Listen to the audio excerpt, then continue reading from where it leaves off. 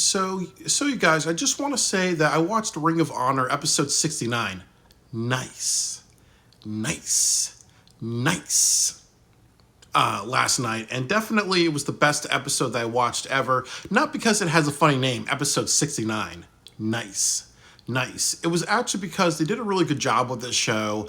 And then also, this was actually maybe their first show that they've not done more than one like multi-person match.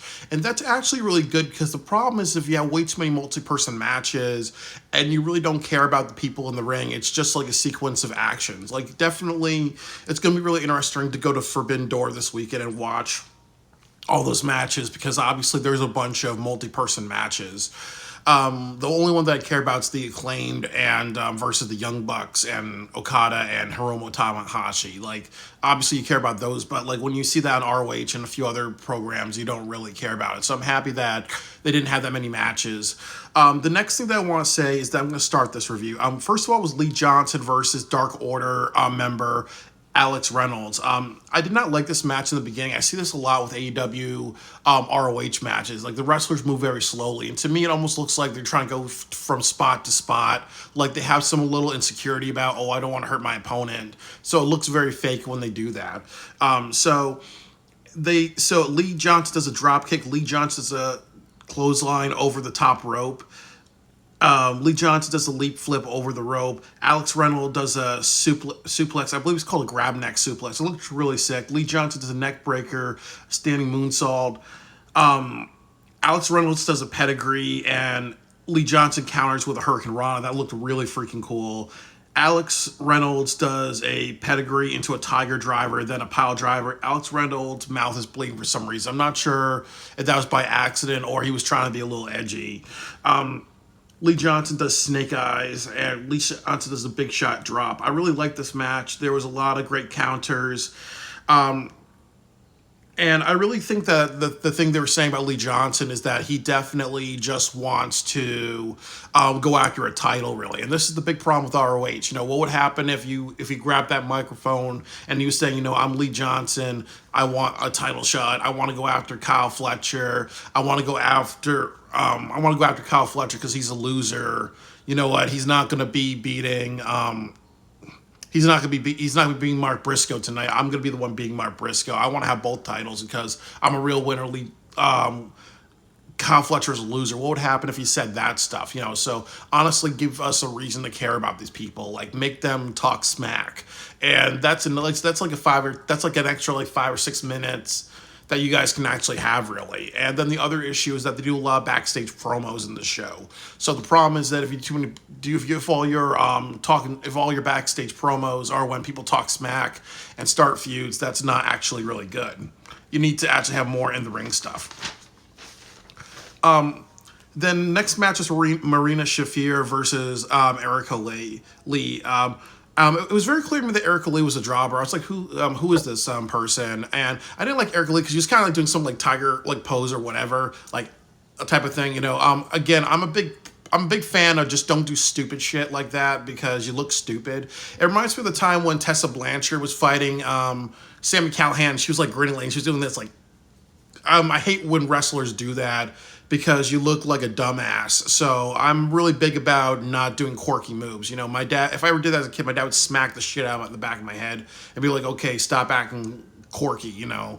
I'm a big fan of just no quirkiness, you know, but I digress, really, you know. Marina Shafir, she has an MMA background, so I like that she's over-targeting Erica Lee's arm. Also, I don't see a lot of women in AEW be like that Kurt Angle, very technical, very MMA type, you know. So honestly, Marina Shafir does stand out. Maybe she should get some matches on Dynamite. Maybe you can do something with her.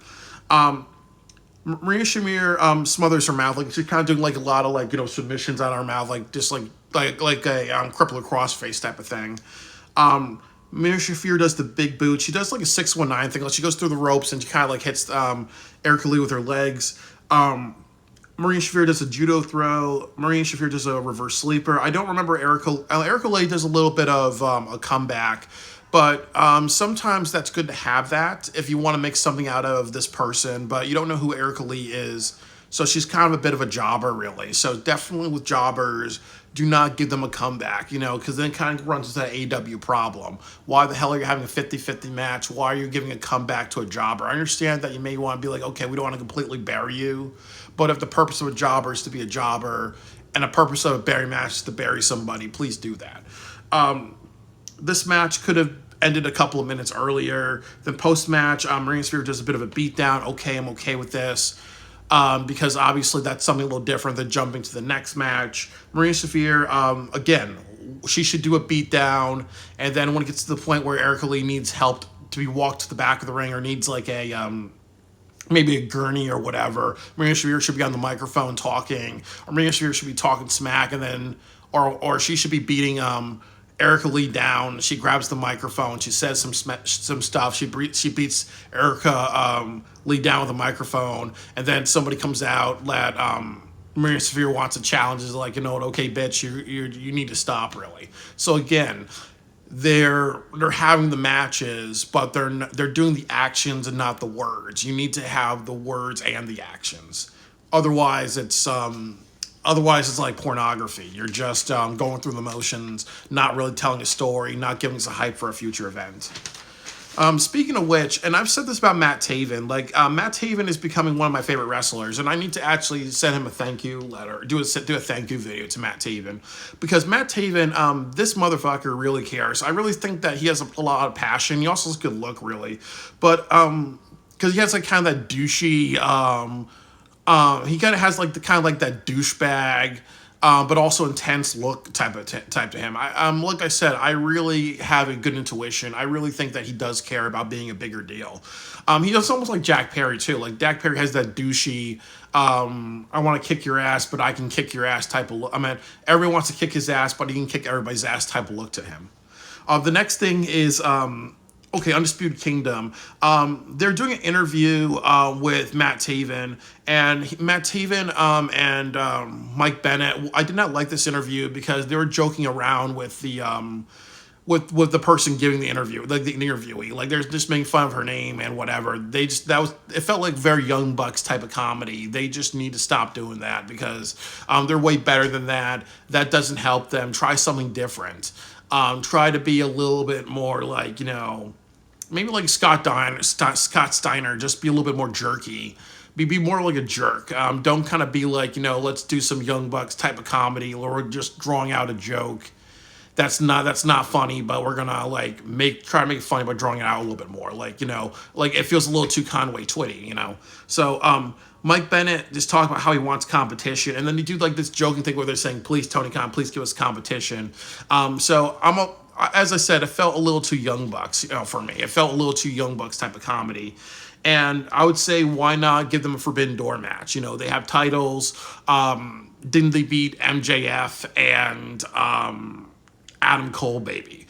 So why not give them a match at Forbidden Door? Maybe start Forbidden Door at 6:30 or start it at 7 and have like 3 matches. Give them a title shot. Why not? You can do Hiroshi. You can do like that guy who's hanging out with that big guy who was hanging out with Orange Cassidy, like him and somebody else, really. So you could have done something, with this. You could have had a match at Forbidden Door, like find 2 wrestlers from New Japan, or maybe 1 wrestler from maybe like Rey Fenix and Pentagon, and they have a match at Forbidden Door. You kind of maybe just have Rey Fenix part of something, even if he loses this type of thing, So I would say you could have given them a Forbidden Door match. That would have been more respectful, I think. Because honestly, they've been doing some good stuff. Treat your ROH titles like a bigger deal. You should at least have one ROH title match on a AEW pay-per-view to be like, okay, these titles do matter. They're going to do Commander versus Metal League. I know who Commander is. Who the hell is Metal League? So, and they actually said Tony Khan actually responded to their reply right away. It felt a little silly. What would have happened if they were in the ring doing this, and then Tony Khan comes out, and then he kind of like says, okay, you're going to be facing this person, that person, really. So it's almost like, as I said, ROH does not know how to treat stuff like a bigger deal. There's ways for it to be treated like a bigger deal. They need to kind of do that, or else it's just it's just people. It's just like a wannabe wrestler show type of thing, really. They don't know how to make themselves matter in a big deal. and definitely how they executed this does that. The next match was Lance Archer versus the Righteous, and they faced 3 jobbers. And I felt really mad because I saw like the credits for the jobbers, like who their names were. It was like on there for less than 10 seconds. I couldn't even write it down with my handy dandy notebook. So I don't know who these people are. Then I kind of said to myself, where's Jake the Snake? He's not been there for a while, really. What would happen if he talked in the beginning or talked at the end, really? And he was talking about how the Righteous want to challenge either Christian or the House of Black or Bullet Club Gold for the 6-man titles. Treat, as I said, start some feuds, talk some smack, treat things like a bigger deal. That's kind of been the issue with the show. So the 6-man titles, imagine if the Righteous fought the Patriarch. That would be something really interesting and different. The Righteous do a double team. I think it's like a Side Effect, Boss Man Slam, and Leg Drop. That was done by, I forgot his name. It starts with a D, but he's part of the Righteous. And there's Vincent and somebody else. I think it's Vincent and Drake. I don't remember. Vincent does a Swanton Bomb. Vincent does an Orange Sunshine. And then I also was saying, too, that Lance Archer was doing some moves, but Vincent really stood out and stuff like that. But also, too, just remember, you guys are in Texas, next month. Lance Archer is from Texas. What would happen if you had Jake the Snake Roberts and he wants to, I think 2 of the Von Erich boys are actually wrestlers. So what would happen if you do something like you have Kevin Von Erich and Jake the Snake actually have a promo with each other? That would be really awesome. A good blast to the past, really. Or what would happen if you had Ric Flair there as well, really? So there's a lot of things that you can kind of do to make things bigger deals, really. And they have to really do that. Unless Ric Flair's unless Ric Flair's in jail for that pizza incident, type of thing. So as I said, I also think that's the other issue of the show. There's no build to Super Card of Honor. There's no build to Forbidden Door. ROH does not treat himself like a bigger deal, and they should really do that. The next match was Taya Valkyrie versus Trish Adora. Trish Adora does that split and double arm submission. Taya Valkyrie poses for the camera too much. And then she also talks smack to the camera a little too much. I think Taya Valkyrie, she did come off as a little too happy, a little too upbeat. And when you talk to the camera a bunch of times, you need to be a little careful, because sometimes it works and sometimes you're just being annoying and you're not heel or babyface. You're almost like being like, I'm just a little too happy to be here, and I'm not really a big fan of that, really. It has to be for a purpose, really. So I don't think Taya Valkyrie, when she does that, translates that well. It translates as get the fuck off of my television type of heat. Taya Valkyrie does a meteor. Taya Valkyrie does a big clothesline. Trish Adora does a high scissors crossbody. Does a high scissors crossbody, does a high bridge suplex. Taya Valkyrie does a submission. She smiles way too much for the camera. Taya Valkyrie does a knockout blow. She does a submission and her finisher. Taya Valkyrie wins. Didn't they say that Taya Valkyrie has a feud with Queen Aminata? Once again, what would happen if she's talking smack to Queen Aminata? What would happen if you actually have the infantry there and she actually is just trying to put hands on them, really? Type of thing, really. Again, Taya Valkyrie could do a little bit more to make herself like a big deal. But the right way. The next match was Billie Starkz versus Angelica Risk. This is also what they call a proving ground match. And please, for the love of God, when you do a proving ground match for the next 2 or 3 months, you need to have credits saying this is what a proving ground match is. And the proving ground match in ROH is that your opponent gets a title shot under 2. Your opponent gets a title shot if they get a pinfall on the champion, or they last more than 10 minutes with the champion. And please, for the love of God, do a goddamn countdown, because that's going to increase a lot of suspense, really. Billie Starkz does a lot of quick offense. I'm happy that they actually were moving quickly in this match. This was not a match where it was like the first match where they're moving a little too slow. They're trying to figure out their momentum in their spots, really. I appreciate them trying to actually move very, very quickly in this, and just try to act like they had some coffee. They're at work and they just have their first cup of coffee. They're not trying to They're not like a high school professional wrestling show where they're trying to be like, oh, well, should I do this? Should I do that? Let's move slowly. Let's figure this out, and then let's build some momentum. So I'm happy that they actually just that they really chose to kind of like pick up the speed with this. I wasn't really. I know like Billie Stark's trying to be annoying, and I'll give her a pass on this, but she was kind of doing some skipping, talking to the camera, and just kind of like really showboating. And she kind of is like very cocky and arrogant. So, and I am a little confused because isn't like Queen Aminata a heel, and she's going after Billie Starks and Athena, or is Billie Starks and Athena heels, or is Billie Starks a heel? Or is Billie Starks a heel for how she beat Queen Aminata? I don't really get this. So is Billie Starks a heel or babyface? But if she's a heel, this works. If she's a babyface, then she's kind of like a poorly done heel, where she's a poorly done babyface. She's actually a heel behaving like a babyface. So she has to do a little bit better. Billie Starks does a running drop kick to Billie Starks does a running drop kick to Angelica Risk into a barricade. Billie Starks tries to be annoying, and I can appreciate this, but I think like also too, like as I said, there might be a better presentation. She probably needs to like look at other wrestlers who have done this before. Like maybe she needs to look at CM Punk's wife. I forgot her name for a second. Like when she was kind of doing the skipping and all the other things, like trying to be a bigger deal. I don't really understand why she's doing this. It comes off as silly and campy. It does not come off as annoying or the right type of heat. And if she's a baby face, she cannot be doing this. If she's a heel, she should be doing this to annoy people. Billie Starks puts Angelica Risk in a headlock. And that Billie Starks, and as I said before, that there's two things that happened. That Billie Starks was talking to the camera at the end. Get that bitch on a microphone. Get all these people on a motherfucking microphone. Because honestly, I can't even hear what the fuck they're saying half the time. So it does kind of come off like, as I said before, it just comes off as bad audio. Get people on a microphone, have them speak for the love of God, please. So, I mean, I know like, ROH is not supposed to be a show that they take seriously. It's a vanity project show, but there's a lot of things that they can do to actually make ROH a lot better. And that's kind of why, most people don't watch ROH, So there's a lot that they need to do to make it a bigger, better, and bigger deal. And they don't really do that, but they really need to start doing that.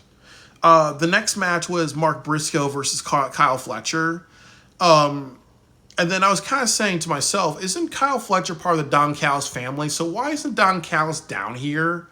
Knowing that Kyle Fletcher could be the ROH champion and Ospreay could be the AEW champion, and they can have both heavyweight titles. Doesn't that make sense? And then also you have Mark Briscoe. What would happen if Adam Copeland comes out on crutches? What would happen because he's with Orange Cassidy? Orange Cassidy comes out. What would happen if you have Tomohiro Ishii, if I'm saying something incorrectly, come down and Tomohiro Ishii, Orange Cassidy, and Adam Copeland are on the announcer? What would happen if you have Adam Copeland on the announce table doing guest commentary, and then you also have... or you have Orange Cassidy in that role, and you have Don Callis. Imagine how much that would pop. Imagine how much presentation that would make your show a lot better. As I said, there's things that you can do to make the show better. Think about it. Please think about it. So Mark Briscoe, and then outside of that, Mark Briscoe could have had Daniel Garcia, Orange Cassidy, Tomohiro Ishii, or Edge just out there with him. Kyle Fletcher could have had Don Callis family, and Don Callis out there to support him. I'm gonna wrap it up with that. What would happen if Powerhouse Hobbs, was there? You could do something. You can either build up a new person on these people's teams or one of their friends, or you can actually have the big heel draw, which is a Don Callis, or you could have somebody like Edge or Orange Cassidy, or Daniel Garcia just talking to help to really just comment on the match. maybe build a feud or something with these people. So Death Before Dishonor, you have a really great show instead of like making it a show that you're getting the audience by like doing $55 each. Mark Briscoe, he should have started with a promo because he has a really funny voice. I was thinking to myself, Mark Briscoe and Scott Steiner, they really need to have a match. They really need to have a promo. That would be hilarious. Mark Briscoe does knife edge chops. Mark Briscoe does a mid-rope cannonball dive onto Kyle Fletcher. Kyle Fletcher does a suplex on a ring apron. Mark Briscoe falls into the crowd a lot. Mark Briscoe does a fisherman buster. Mark Briscoe does a Pele. That's very impressive for him. Kyle Fletcher does a super kick. Mark Briscoe does a top drop kick. Mark Briscoe does an elbow off the ring apron. Kyle Fletcher does a splash and a pile driver. Mark Briscoe does a calling pile driver and a splash and a near 3 count. There's a lot of great near falls in this match. It was a really great. I actually became a fan of Kyle Fletcher. There's a lot of potential in him. Again, this nigga needs to actually be speaking on the microphone a lot, and so does Mark Briscoe. Like, these niggas need to be speaking on the microphone. You need to actually kind of, as I said, treat the show like a bigger deal. Treat it like a bigger deal. Have people speak. Have people talk about it. Have Kyle Fletcher talk about why he's mad. Have Don Callis scold him or say, you know what, you're really showing that you can be somebody someday and it's going to pay off. I have patience for people who have potential. Or Will Ospreay's going to get the job done, really. There's a lot of things that they can do to tie into other stories, and they're not doing that in ROH, and they really need to do that. I feel sorry because I know Kyle Fletcher's going to lose. Obviously, they're going to keep the title Mark Briscoe predictable. If they gave it to Kyle Fletcher, that would be a big surprise. I would actually pop for that. Mark Briscoe does the Jay Driller pile driver. Mark Briscoe wins. This is the best Kyle Fletcher match and Mark Briscoe match that I've ever seen. I'm very happy that the show did not have multi-person matches or overly do it. They had like the Righteous. We know who the Righteous are. They're facing obviously jobbers. You know who these people are. So it wasn't like a 6-on-6 type of thing with people that you don't know and there's no build to all these people. Death Before Dishonor, who is Mark Briscoe's opponent going to be? There's a couple of people on that list. I would say you can do Christian Cage if you make him will win the trios titles, and then he does a lot of stuff on ROH. You can also do something like you can have Jack Perry. You can also have maybe Takeshita or Powerhouse Hobb, like a member of the Don Callis family. You can even do something like the Young Bucks say, okay, we're going to have Okada, or we're going to pick your opponent or something like that, really. Or you can even have somebody like Daniel Garcia, because Daniel Garcia, they're trying to make him a bigger deal. So if he has a good showing, a lot of people would want to see that match. There's a lot of things that you can do. Or you can even do Lance Archer, because Lance Archer is a Texas boy, so... And I think that may be your best match. Or you can even do Dustin Rhodes, because Dustin Rhodes is from the Texas area. One more shot at glory. The winner's going to have a title at the Supercard of Honor show. The Supercard of Honor show. Who's going to actually whoever wins it, and because he's the ROH champion, you're going to have a match at Wembley Stadium. There's a couple of videos I need to do for you guys on ROH. I felt very confused at the end. This is the low point of the show. Athena and Billy Starks have a promo, and there was a little bit of comedy, but I'm going to omit this because overall they had a hell of a show tonight. Very, very outstanding. This was definitely an A+ for me, and the reason why I give it an A+ is for a couple of reasons. That number one, this was a massive improvement over a bunch of 6-man matches. They definitely had better match pacing on this show than I've ever seen before. I really appreciate the lack of multi-person matches with people that you don't know. And then I also was kind of saying, too, that obviously I think that, I've not fallen asleep during the show. I was actually saying, oh my God, we're at the main event. This show went by very, very quickly. So, definitely they just have to tie in more stories and really do this. And this needs to be a show where you feature wrestlers who don't have enough time to be on AEW Dynamite or Collision or Rampage, and they need to be having matches. And then you have the people who are getting better, improving their craft, like Queen Aminata. And then you say to yourself, maybe Queen Aminata, Billy Starks, Athena, and a few other people, maybe because they're doing such a good job in ROH, maybe we can put them in AEW. So this needs to be a bit of a developmental or kind of a purgatory for wrestlers that don't have enough time to be on Dynamite, but they still want to matter. They're not home. I'm collecting a paycheck and gloating about it like Ethan Page.